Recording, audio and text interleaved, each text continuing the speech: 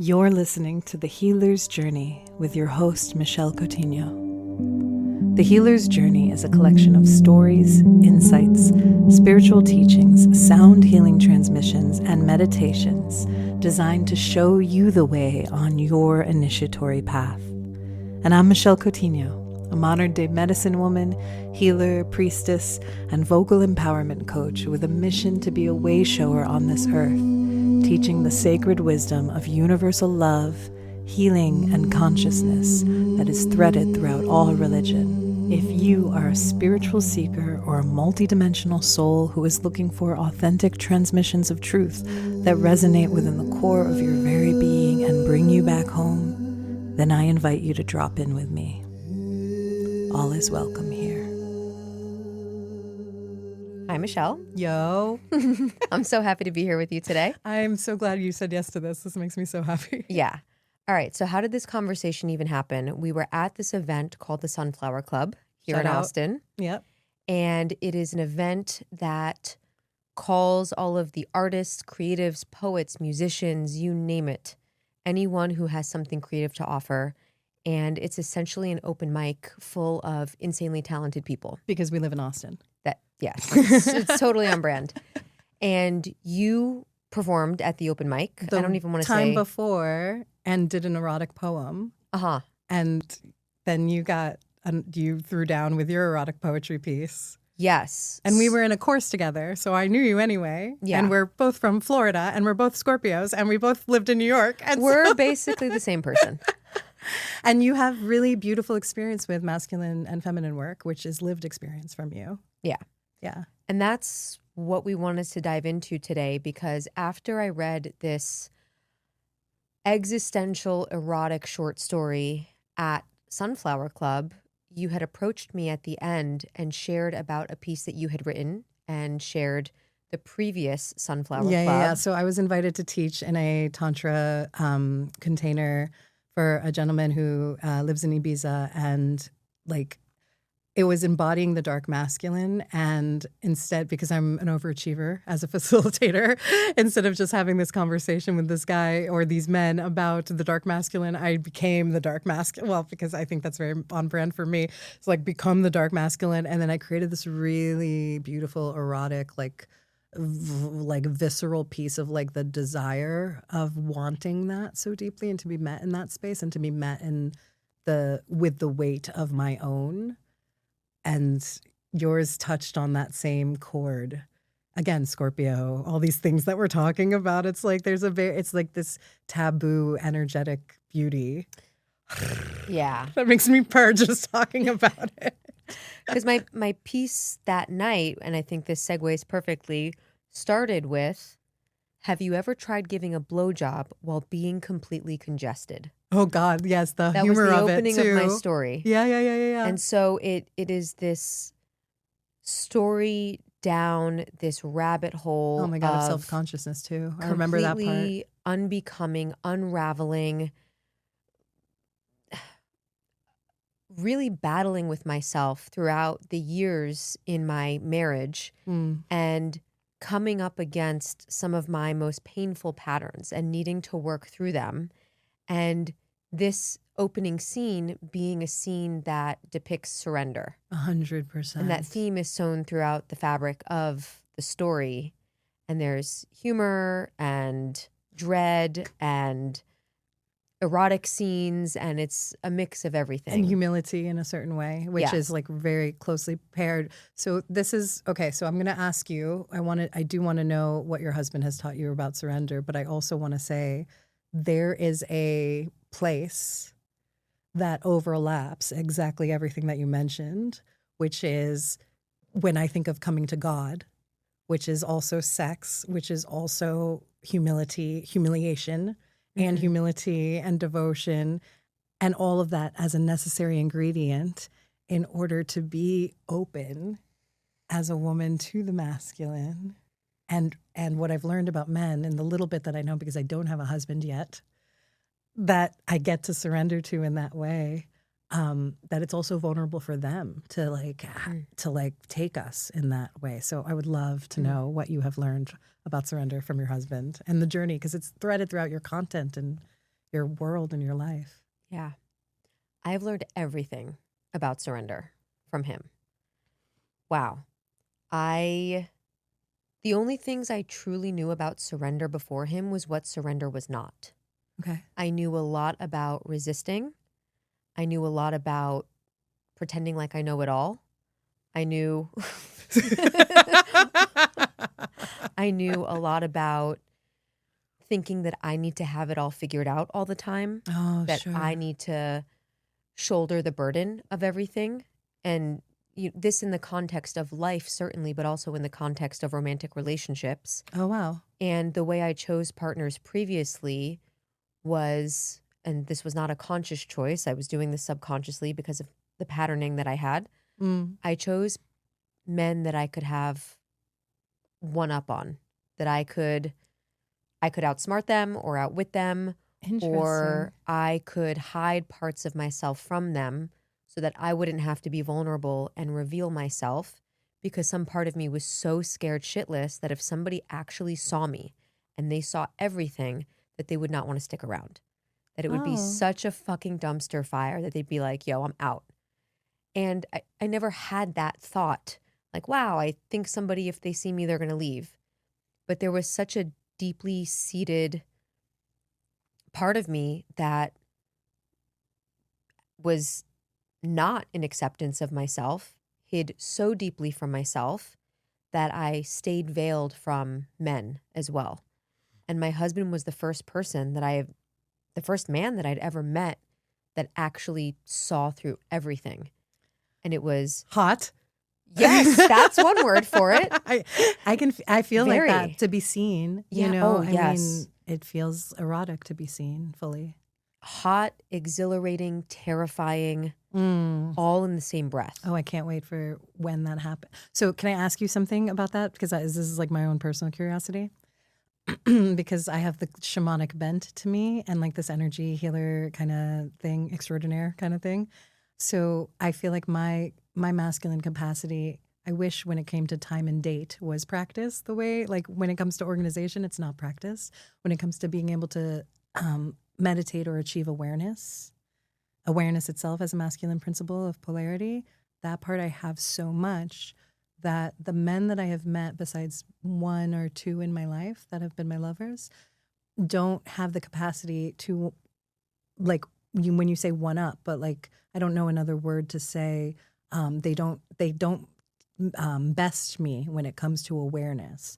So I meet people who are students, and it took my journey of patterning was to, and you would get, especially in the spiritual community, or especially with like spiritual musicians, like there's such a glamour on I have my shit together and I'm blah, blah, blah, blah, blah.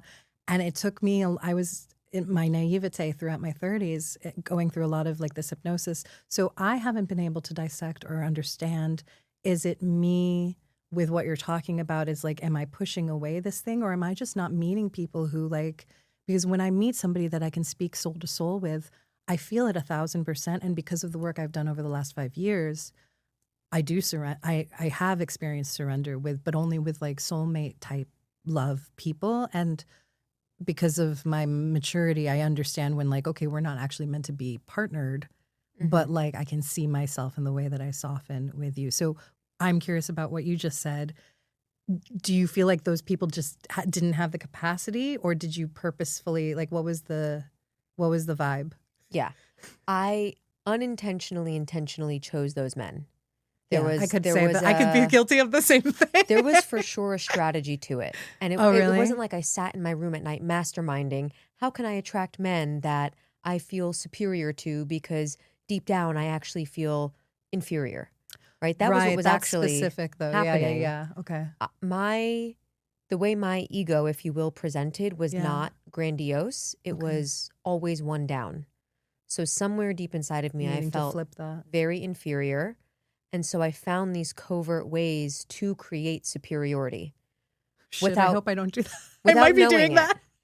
And only for you to say, right? Unless somebody sort of penetrates you with that awareness. But I have had the opposite though, and that's the thing that I find tricky for me and like my own journey of like you know, and again, we were talking about power and things like that. I think it's good to talk about our own stories and vulnerability, like because when I do meet the match, my whole system, like even I just did it, like I have that, so I love that. So okay, so go deeper. So, yeah. So what else? so I wasn't actually attracting men or becoming aware of men who maybe could have met me in the way that my soul Real desired. talk. Fuck yes. Right? There was a way that my ego desired to be seen and met. Yes. And that was very superficially because I didn't want anyone to see behind the curtain at Mm. all of the, you know, the wounding, the vulnerabilities, the things that felt like very tender places inside of me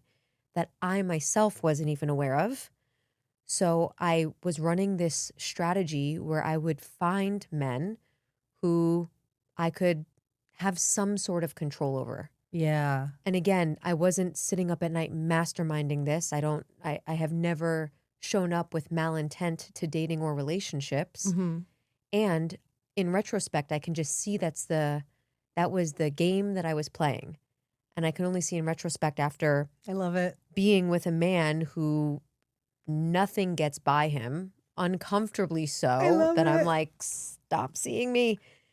That I'm like, oh, wow, it all makes sense now. And so for me, I don't know if this is definitively true for you, but those men just weren't appearing in my reality. Yeah, that's how I feel. The guy could have been next to me at the coffee shop, but I didn't see him, wasn't interested. Or maybe it was somebody who was presenting as very emotionally available, and I was like, oh, that's boring. Like, I'm not interested.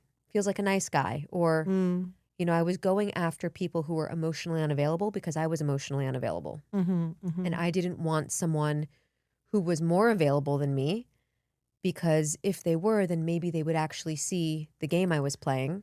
I feel the opposite, but yeah, go ahead. And so all of that, I think how this works from an energetic and universal perspective is that based on where we are and what we believe and how we live, we exist at a certain frequency, generally. Totally. And we tend to attract what is in a similar or same frequency band.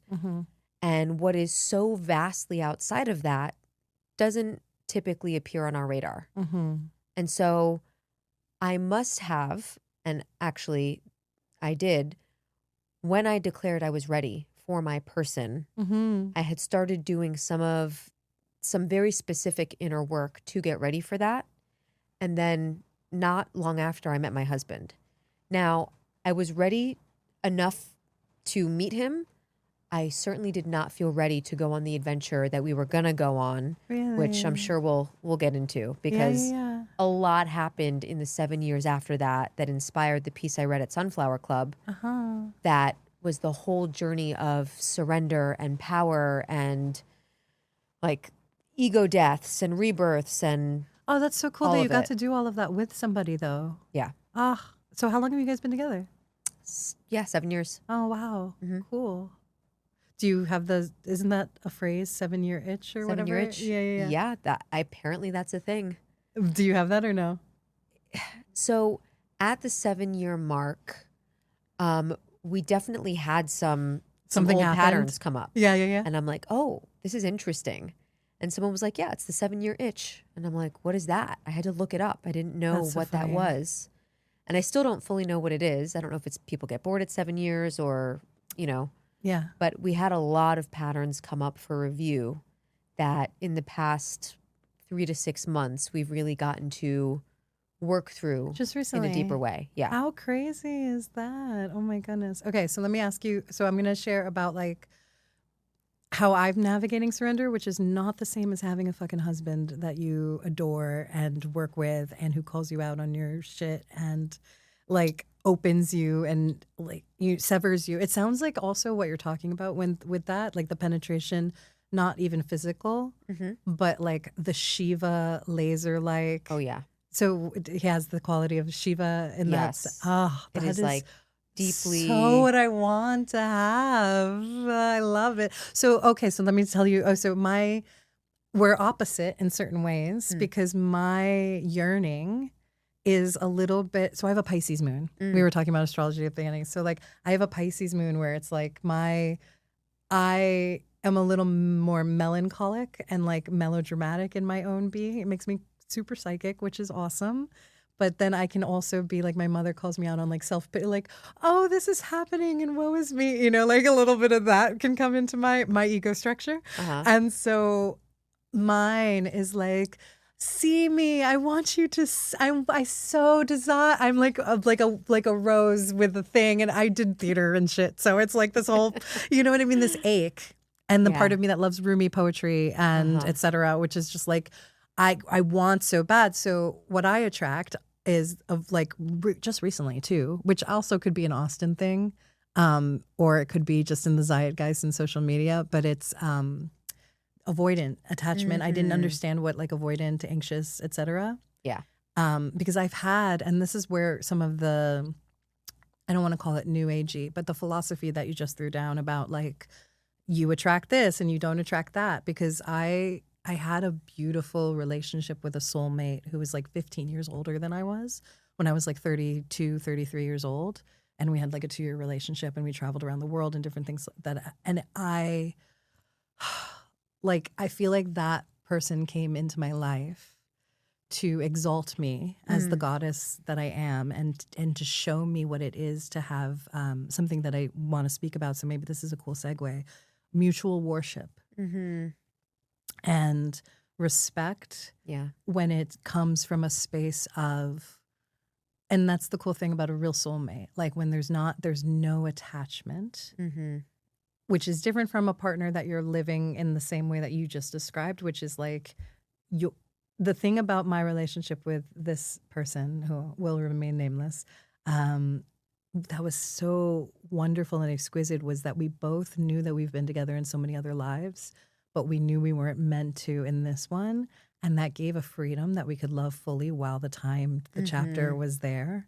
Yeah. Which is different, I think, than people have in like a date, like an actual, like, oh my God, I have to spend the rest of my life with this person energy, which like raises the stakes on like the egos have to meet in certain ways.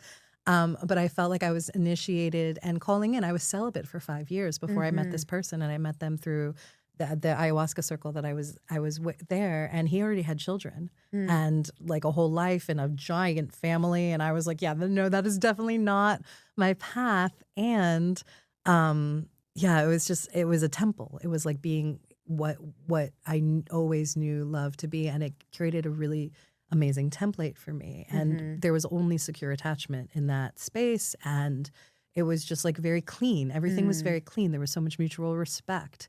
And I will sacrifice myself if it's good for you. And that's just very like, that was like normal. And I had relationships in childhood too that were just very forthcoming.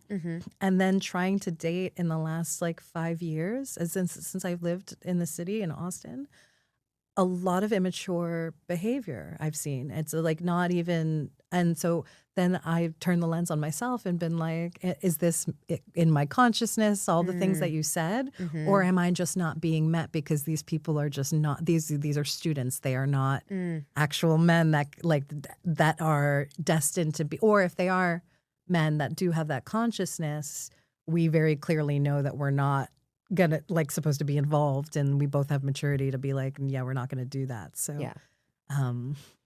go ahead if you have any thoughts on. Well, you had brought up mutual worship. Yeah, let's get into that. That's the boat. That makes me do a dance. Yeah. And you know, I can't define what this looks like for anyone else. I can only say what it has looked like in my relationship. Yeah, tell us what mutual worship looks like in your relationship. Sounds wonderful. Well, I really misunderstood my husband for a very long time. Oh, like interesting. Years. Okay. And I'm very open in talking about a lot of the struggles that I put myself through over and over and over again, because I think a lot of women struggle with the same things that I had struggled with, which is this conditioning around being a boss babe, needing to do it all, knowing it all, needing to be like armored is what I'm seeing. Armored. Yes. Armored and independent to a fault. It's like the shadow side of feminism. It is the shadow side of feminism. Gangster. It is, yeah. Yeah. And that's like a whole other rabbit hole. But a lot of how my husband... We should talk about that though, because and how that goes against, like, because the polarity and what makes people happy on, like, even though masculine and feminine as two identities feel like it's under attack right now in the zeitgeist, and yet at the same time in this natural law cosmic union kind of way, and the like inner tantrika ancient yogi in me is just like so embedded with these codes of like Shiva, Shakti, like one, the same, mutual worship, reverence between masculine and feminine. And when those two weave, Ida Pingala, Shashum Nanadi, I mean, it all like, it's written in the freaking scriptures. Yeah. And we are only satisfied, I feel, when the male is devotional, protective towards the woman. Doesn't mean that you don't get the called out on your shit and the Shiva laser. You have to show up and be the yogi yourself in order to have that mutual respect. Because if you're slacking, you're slacking. But like, but that's what's so erotic to me about having a relationship like you have, is that it pulls you forward and forward and forward and forward and forward. And that like, I literally get turned on in my body when I think about that. I love that. Yeah. I wish I could say that I was turned on the whole way through, but I was very resistant. I love it. It really challenged my ego a lot because I was coming from this one down way of operating, and this idea of not enough, never good enough, not perfect enough. If I don't work really hard and remain perfect, will I get love? Will I lose love? And this is all just... It's a battle though. You're like keeping score in a certain way. Oh, I kept score so much in my relationship. Okay, yeah. All of this came from events of childhood, of course, which is where these things tend to come from. So when my husband would call me forth and when he would observe something that I was doing that was harmful to myself or to our dynamic, it was very challenging for me. And the place that I went to was, well, that means I'm not enough. So if I'm not enough, then I either need to shut down and collapse in shame. And try and avoid the situation, or I get big and get defensive and angry. And Which you probably went to the second one, right? I did both. You did both? I did both. Okay. Yeah. And so his worship to me, his devotion to me, was finding ways to help me free myself from that pattern. But I was stuck in that pattern so deeply that so often I didn't know I was in it. So he really looked like the villain to me, because I basically chose someone that reminds me a lot of my mother, my very Chinese tiger mom. You have a Chinese tiger mom? I do, yes. Fucking cool. I've got one of those. I love that. Yeah. You know, probably harder to do, now, but like I love that. I really appreciate it now. And I chose a husband that very much resembles some of those like staunchly convicted qualities of a tiger mom. My husband is Indian, so it's all Asian. Totally. And I know in Indian men too, as an archetype as well, as like it's very like Yeah. He really holds a very high standard of excellence. All of Asia in that sense. Yeah. And so I've learned a lot about that, but his devotion and worship to me was helping me get free from this pattern. I had to first recognize that, number one, I wasn't the pattern and he wasn't the enemy, and I'm not the victim, because victim consciousness was very, very deep in...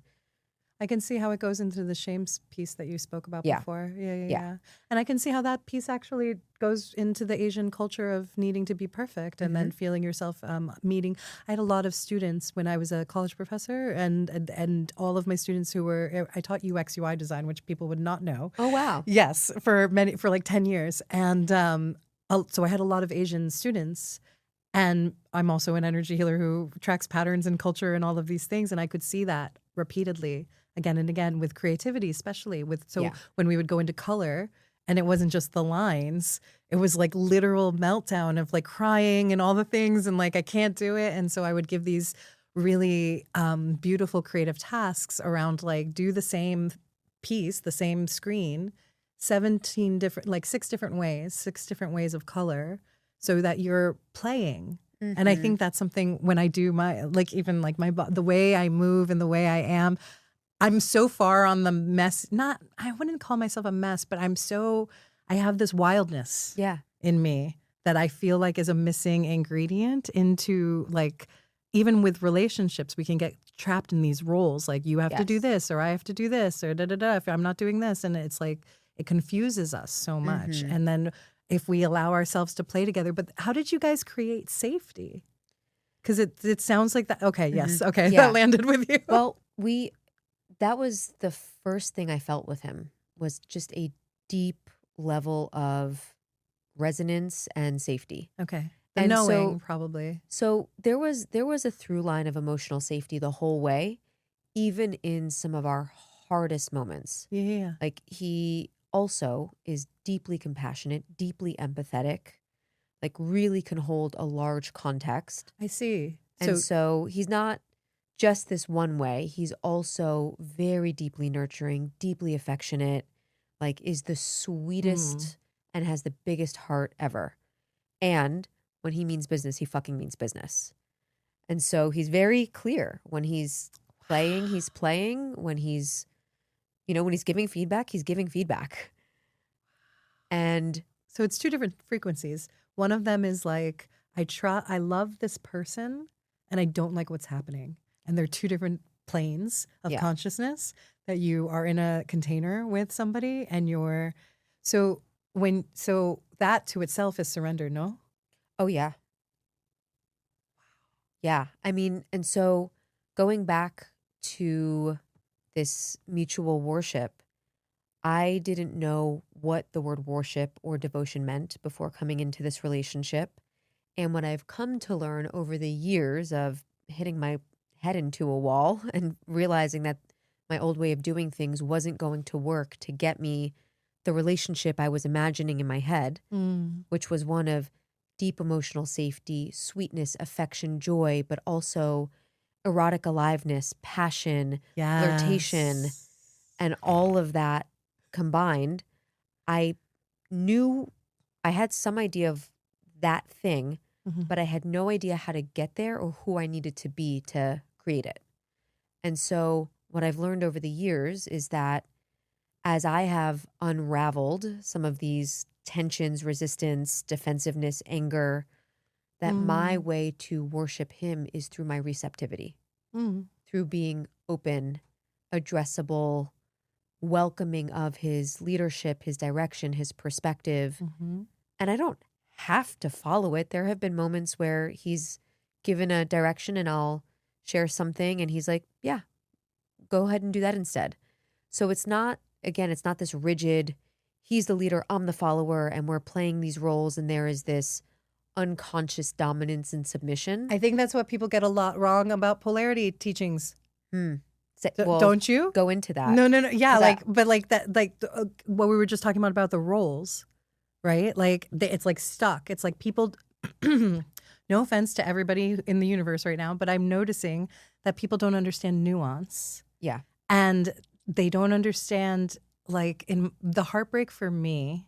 So when I was learning polarity, it was a lot around 2020, and I was in that John Wineland, David Data, and Nina Lombardo, The Way of Devotion, and I took in so much information from that space, and then I also had my own lived experience and my own like yogic understanding of my understanding of yoga, and one of my main spiritual teachers, for those who don't know, is Ram Dass. And so I've just learned so much about like ancient Hindu, like the cosmology and like the way that the stories and the mantras specifically, and the carrying of vibration and working with those mantras so much in ceremonies and singing them and like embodying them. So I had a whole inner architecture of these energies and how they play. And then I was learning a school of thought around these energies and how they are. And then I have my own lived human experience as well. So I would call myself an integrated being, meaning I think everybody has inner masculine and inner feminine. Yes. And I think that for some reason is demonized right now to talk about in our culture. I do not understand why, because it's like literally the fabric of the 3D experiences. We have polarity, we have light and we have dark, we have masculine and we have feminine. Yeah. And I do understand why, in the sense of like, I understand that there's certain people's journeys, which I think is a very beautiful, unique individual journey where you're like, oh, I'm two-spirit, or I lean this way, or I want to be fluid. this is so beautiful. And we don't need to throw out the baby with the bathwater. We don't need to lose the honoring. Right. And that's something that I really throw down on with masculine and with mutual worship, is like the honoring, the honoring. And I go on the internet, I'm going to go on a soapbox moment. I can feel it. I can feel it happening. The comments that I see on videos and underneath things, I've been on Threads lately because I have this love-hate Instagram relationship, which I love Threads. But and I know that there's a lot of wounds, and I'm not sad about the people. So it's like, don't come at me around all of the women but there is so much hate from of women just voicing fuck men need to do this, they didn't do this, da da da da da, we don't feel safe, I choose the bear, all these things about in the zeitgeist right now. And I know on a visceral level, it does not get us to where we want to be in order to go through that doorway. Yeah. No matter how freaking powerful, quote unquote, which you're talking about in your lived experience, in control that you think you are. Yeah. If you're a feminine oriented being, now here's the nuance that I wanted to talk about with the polarity piece. I have a warrior in me. And in these teachings, they're not really, you also, I would say, have a warrior in you as well, and there's a fierceness that it could also lead us to this other principle that I've learned in the last 3 years, I would say, about my own sexuality coming into my 40s. I had this really cool initiation that I don't think was a purposeful initiation, but I went to Egypt and I taught vocal empowerment, and I got to lead a bunch of people in the pyramid, and I could hear my voice go. It was great. But all these Arab men on the boat used my birthday, because it was my 40th birthday, as an excuse to have a party. And then all these Arab men were dancing with each other, because if you've ever seen Arab men, it's a very buttoned up society. Yeah. And then when they dance together, they rub their butts on each other and dance. It's it's crazy looking. It's beautiful. Again, masculine, feminine polarity of and the real masculine that I see in other cultures, it's the peacock energy where they're dancing and there's a flair, and we don't have that so much in our Western, raw bro podcasty masculine. It just boggles my mind, or everything that, or weakened, it's just, there's no, I want to bull, come to me, calling, and just, what is that? A command, a sense of command, and anchored in. So we have these roles. Things I'm talking about are archetypes. And I also know that in some of the classes that I've taken, they very much structure the feminine and in patriarchy in general, they very much structure the feminine to be seen and worked with in a certain scope. And that scope is very limiting for my personal body and being and lived experience of what the feminine is. And so I feel that you can have this wrathful energy does not have to be toxic or come out at a person, and doesn't have to take them, drag them by the hair into whatever, even though you might feel. You can still have a container around yourself, and that's this integration that in my program called Surrender, that's actually what I teach, is integration between the masculine and feminine. And I feel like that's because a part of my whole journey of coming into power really has been my own interweaving of seeing where my inner masculine, based on the wounds I had, my father was abusive to my mother. And my mother had to deal with that. And, it was just it was like a power. I feel like the hole in the soul of the world is the fact that there is a rift between the masculine and the feminine. Yeah.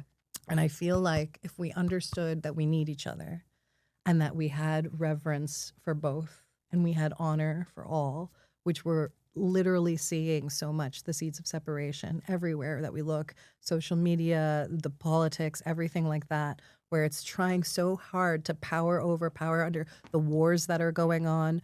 Everything is oppression, oppression, oppression, and divide, as opposed to what I know as a yogi, which is wholeness, oneness. We're all connected. And the sooner that we get to that, the sooner we'll actually be able to receive. And then it becomes that infinity loop where there's this beautiful, I feel, and my initiations have told me, humility in order to give is the missing ingredient that you need. And you literally the whole beginning of this conversation was you talking about you having to be humbled.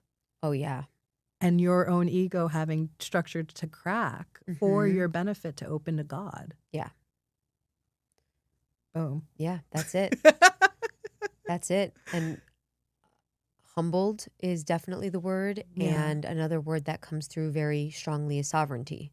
Yes. I spent so much of my life, and I see this, for a lot of other people as well, because I get comments on my content.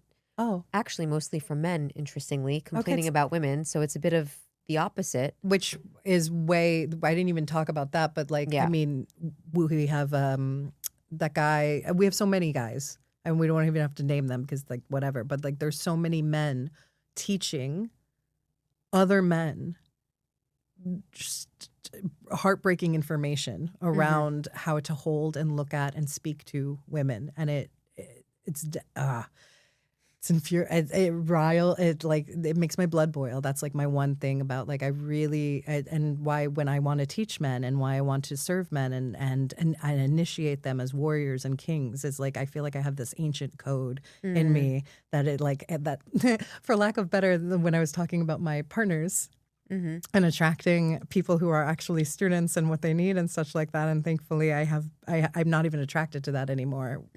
I grew out of that, thank God. Where I'm oh, that's a child, that's okay. Even if the person's 45, I'm okay, this person does not have the architecture anymore to see that. I don't know if I finished the story about Egypt, but as soon as I came back, these men danced around me in a circle, for the whole entire evening.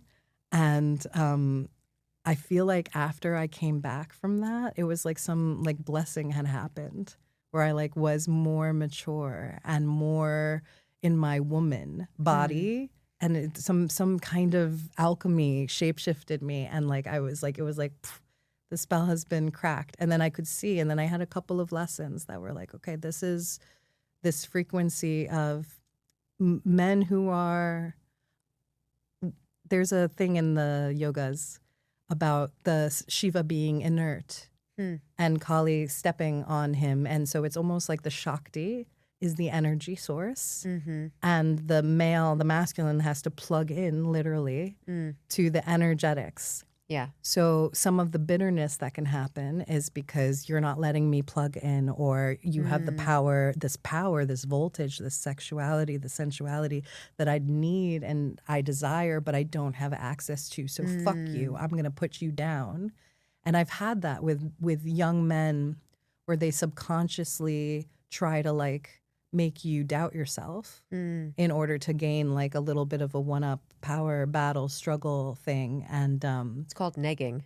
Oh, is it? Okay, yeah. I don't know. Apparently it's a technique from the pickup world, but it's a thing. Oh, did not know that. Yeah. I don't know anything about the pickup world. I don't really know anything about it either. But I love that you know that. But yeah. And that's where to your point about, men commenting about women and women commenting about men. Yeah, it's heartbreaking. I think the antidote to that is sovereignty, which is taking back all of the power that we are putting outside of us and into another person, another gender, another culture, our parents, and saying, I am experiencing something in this life that I am responsible for creating. And if I don't like what I'm creating, if I don't like what I'm experiencing, then who's the creator of this? Totally. Is it the man that I dated 10 years ago that I am still miffed about, that I'm blaming for? Yeah, I've seen women like that. Yes, you know 100%, what I mean? And so when I see people in my comments, whether it's a man or a woman, it doesn't really matter. The thing that I recognize will often be most helpful for them, and that was most helpful for me, was taking back the power I was outsourcing. I was putting a lot on my husband that, quite frankly, wasn't his. And I was making him responsible for my emotional well-being, for the fragility of my ego. And so in practice, I could totally get that. It was I would often ask him to communicate with me differently, which there was a time and place, of course, to have someone communicate differently. I would often say, you need to communicate with me differently. You need to say it like this. It needs to happen like that. Otherwise, I'm not going to engage. That sounds like something I would say in a relationship, because I would be like, And that's a very Scorpio thing. Like, you must speak you know what I yeah. mean? And he was like, okay. And if I am constantly needing to walk on eggshells with you and constantly needing to change the way I Ooh, I don't want to hear communicate, that. I love it. you'll never be free. Oh my gosh. Because now I'm making my emotional well-being Sure. reliant on him saying the exact right words at the exact right time with the exact right energy. And if that's where I'm placing my well-being, then I'm placing it outside of me. And I'm at the whims of everyone and everything. Life is that way too. And so reclaiming that agency inside of ourselves and actually going inward to say, okay, what am I feeling here? What's actually happening for me? What do I need? What do I desire? How can I be an agent of creation about that thing? Sometimes it is going to be asserting a boundary with someone and removing ourselves from a situation. Other times it might just be recognizing that in reality, that person has no power over us. People have the power that we give them. And we have the power that we give ourselves. And so many people give their power away and blame it on an institution, wounding, and again, I'm very sensitive to that. But if I'm living my life as an adult now, constantly blaming things and people in my past and my parents for all the ways that all these things fucked up, then I will never have the life that I want. I'll never have the relationship that I want. Yeah. And that has been probably the biggest lesson for my marriage. Okay. I have a question. Okay, how do I put this into language? It goes, okay, you were talking about this specific thing about getting your words have to come at me with a certain tone, with a certain frequency. What dropped into my head very loudly was when you are softer, or actually I even want to say like when you're, does that feedback come out of you or at you? Like, it's like, does the jostling happen when you're either unconscious or more in that armored place? And then when you're more receptive and such, is that completely a non-issue? Okay, I got it out. Yeah. I knew I could feel it like up here as like the truth is this, I bet. Yeah. He often matches my energy. And so, and of course, he also So does life, leads right? the energy as well. But if I am in some sort of conflict with myself, then what I will create in my external reality is more conflict. Now, he, of course, is responsible for himself. So it's not like I'm making him react to me in a certain way because I'm in a certain state. Mm-hmm. And I do notice a different quality of our interactions when I'm soft and receptive, or even when I'm not soft and receptive, but I'm self-responsible. And I'm like, babe, I'm in a really bitchy mood right now. I just want to let you know so that I don't project this onto you. And so even I don't have to That's be your inner masculine, a containing pretty, yourself. yeah, It's beautiful. I don't have to be a pretty flower all the time. Sometimes I'm wild. Sometimes I'm bitchy. Sometimes I'm angry. Sometimes I'm tired. Sometimes I'm excited. But that is all my responsibility. I It love is that. not because he did something that made me feel Yes. X, Y, and Z. This is so important. And if he does do something where I feel genuinely hurt or I feel caught off guard, then my work has been, really let myself feel that. Don't just immediately put up the armor and push him away or pretend like I'm the cool girl and nothing's wrong, but then go toil over it in private. In your head. Yeah. Right. Because you can feel it anyway. It's like, let me actually own the fact that what you just said felt really hurtful. And I'm going to reveal the hurt to you. I'm going to let you see it so that you can understand the impact of your actions. But until he can feel me, he's not going to get the signal. And of course, he's intelligent enough to get the signal regardless, even if I bring a level of defensiveness to it. But my work for me personally is, can I actually let in the thing that's happening, even if it's hurtful, and trust that I have done the work to create so much stability and safety inside of myself that even if I let something in that feels painful, I can actually hold that. I can be with it, I can feel it, and then I can reveal it and express it. And that course corrects the energy. That is the perfect way to speak about what I was trying to hint at before around what I've learned in the last 3 years from coming back from Egypt is that my choosing to surrender to a man, to a moment, to anything like that, it's a choice that I make in my own body. And I think that that's another misconception as well, is that we think that we surrender because it's like some magic piece happens between two people and he's leading so exquisitely and perfectly that I just like open. And that can happen in the sense that like, we could see it when we're talking about certain things and I'm like, oh, that's hot. And I'm opening.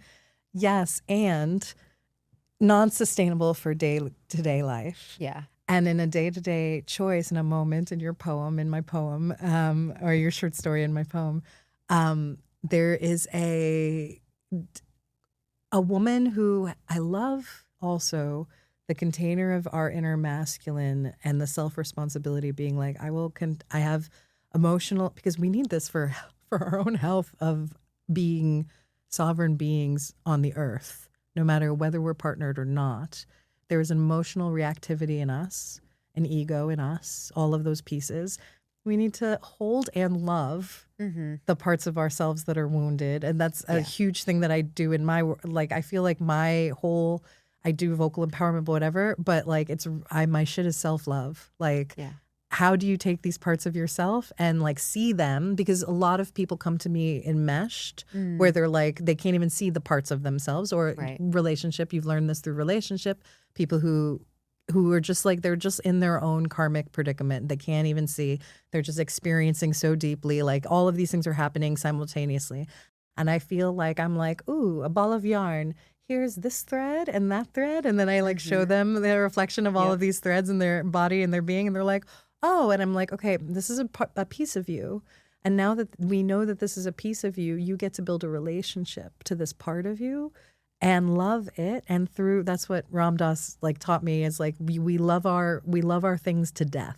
We love them to death, and that integrates. So if the part we don't love, but the other part that you spoke to, that's also a through line in my work, is self-trust. And we trust ourselves enough to have self-responsibility for all of the things that possibly may be overwhelming or too much to process. And I think when we talk about kink or BDS, where we're trying to like push the edges of our own sexuality or our primal power, even if like internally I want to have a physical experience because I want to feel more embodied in a certain way as a woman, we need to have a like, I'm going to call it a backbone, but I'm sure there's a better word for it, of like knowing that I have myself. It's like if we do psychedelics, right? Like you want to be like, either you have a trip sitter, but like you do psychedelics so much to a certain point where you're like, okay, I'm tripping right now. So whatever's happening is not actually a thing. And like when you can have that like dual conversation with your own consciousness, there's like even like your breath out, like there's a relaxation in your whole body. And then when we bring that to when we have congestion and we're going to go down on our lover because they created this whole smorgasbord and this beautiful environment for us to like actually be here. It's not. And the other thing that I wanted to presence, I'm glad that this is coming out naturally, is so beautiful. Something that I learned from Nina, who's a Way of Devotion online, and she said this in a class or a lecture that I loved. And she said, when you're surrendering to a man, you're not surrendering to the human man in front of you. You're surrendering to consciousness through the man. And isn't that the most exquisite thing? Yeah. And I've done that naturally. And then after hearing that, you're not surrendering to this dude's leadership that you met. But like I've had lovers since I've become a woman in my body over the last 3 years that I've gotten to hear, even if like their whole life isn't like, I'm not going to partner with you, you have different political views than I do, whatever, but who they are in their consciousness and how they rest in themselves is so quiet that I actually can feel that my whole being completely softens and relaxes. And I can trust the quality of that awareness and that consciousness of where they come from. And so, yes, you can be my lover and I will surrender to you in this dance. And that's my choice. I'm choosing to surrender, not to you as a man, but I'm choosing to surrender to the field that you're bringing to me. And it's fucking delicious. Wow. I mean, that's a It's tantra, it and is. in Yeah. its essence. I know that word gets debated about. Like they're like neo tantra is like eye gazing and practices and what did you call it? The body work Mhm. piece. And I don't know if you want to add anything to that. But when we talk about that, and then there's classical tantra, and like the physical part is only a chapter. Mhm. Just like yoga, the physical part is only a chapter, right? Of yoga, and yoga is a whole system of thought. But Yeah. when I think of, because I'm a nerdy energy healer girl, Mhm. when I think of Tantra in its holistic way of being, it's this field that Mm. two beautiful souls, even if it's woman and woman, right, get to enter into. Mhm. And the two become one within the three. And it Yeah. is, right? And then we get to, and if you go from like this dual to non-dual, which I believe sex and reverence is a key, a doorway. Reverence, really. Sex is the pleasurable byproduct sometimes, but reverence and humility and surrender are the key, and the self-trust Mm. and the allowing and the willingness to let go of our own ego and our roles and our fantasies and our attachments and our needs and desires, and just be in presence and then see what happens. What I have experienced is that life and love and sex itself is a force that moves through us, continuous. It does not, it's, and the more that we cling, and I Mhm. notice this in my own sexuality, like I'll have moments where I grab. Mm. You've Mhm. had that where you're just like, oh, it's like a beast. It's like a Mhm. tiger mom. It's like a tiger that wants to, like, or jaguar Mhm. that moves. Yes, I love that you love that. That's so, like, so me too. Like you're like a jaguar and it moves through you. But as soon as my human Michelle gets like animally grabby versus like my entire physical being body, then it cuts the circuit. And I think that's probably true when you're in relationship as well, which is like when you're keeping score or Mhm. counting or saying like, this is mine or that was yours or you should do this way, which I am going to be so guilty of whenever I meet a partner. I'm going to I've said those words to people and those words are totally going to come out of my mouth is like, I would rather be spoken to like this. And then Mhm. there's like the true Buddhist choice of like, the great way is not difficult for those who have no preferences, meaning like Mhm. if you are chill AF and the Tao Te Ching and you let life flow, but not obviously your boundaries and things like that. You have to, Mhm. everything with the discernment. But if you allow and you listen, more can happen than if you try to control. And that's Yeah. for me what my concept of surrender in the program that I teach. Mhm. It tries to name and I do that through the archetypes. The journey is masculine and feminine. Yeah. Maiden, mother, crone Mm. every other month, stag, father, sage. And Mm. I do embodiment practices and archetypal teachings about goddesses and gods and in every. And so we learn about the masculine and the feminine in the container. And then the whole entire architecture gateway tries to get us into this cosmic understanding of surrender and Mm. humility. And the more that we let go, the more powerful we become. Wow. I mean, that's a perfect segue to you shared about the offer, about what your offer is. Like, how can people find you? I'm Michelle Coutinho. Nice to meet all of you. I am a healer and a coach, and I work with people one-on-one for 3 months, ideally, sometimes 6 months, sometimes 6 weeks. And I do so much, just like if you've heard me speak in this journey, there's a lot of flavors that I bring people through. But basically, it's to become an embodiment of healing, to become a channel, to allow yourself to open up to the divine higher self, whatever you feel like your purpose, your power is, and then let that be expressed through your body, through the voice, through your roles in the world. I end up helping people heal their relationship with their parents, their partners, even business coaching. I would say I'm just an intuitive oracle who sees into someone's soul and then helps them get from wherever they are in their journey to the next step. And my website's michellecoutinho.com. MichelleCoutinho. I love that. Thanks. I use my hands to count. And Yes. what's your Instagram handle? Michelle Infinity. throwing down. I'm also a ceremonial vocalist. So if anybody happens to see this, that ceremonial vocalist will travel. I do really beautiful, if I do say so myself, work. There's only one, I know the word shamanic, you have to be gentle using it, but the only word that I think describes the field that I create and what I serve and what moves through me, it's shamanic in its architecture. And so I use sound and movement and breath, and I channel and really create a field for beings, whether they're in psychedelic ceremony or temple-like spaces. I think my voice and my currency and my vibration, it almost creates an ayahuasca-like space without the plant medicine even. Yeah, so if opportunities like that choose to come, I very much welcome them. I love that. I've heard your singing before. It is beautiful. Thank you. Thank you, sister. Yeah. And yourself? Yeah. My name is Lee. I am a relationship coach and psychedelic therapist. And I work with couples who are deeply in love and know they want to be together. They are in it for the long haul, and they deeply desire what I call sexy, secure love. And sexy, secure love is this beautiful explosion that is built on a foundation of emotional safety, depth, affection, and with that opens way to erotic aliveness, charge, passion. And so it's these two parts of relationships that we all want to experience, yet even the most intelligent of us, people who have done, whatever degree of inner work, we can still struggle because nobody taught us how to do relationships and how to do them well and how to create an extraordinary relationship, something that goes way beyond the status quo, way beyond good enough and average. And that is what, through my own lived experience, I have thankfully been able to create with my husband. And so that's what we show other people how to create for themselves. I love that. Yeah. My Instagram is at Lee, Lee.Manian, Manian. That's so beautiful. What's your last name then? IAN?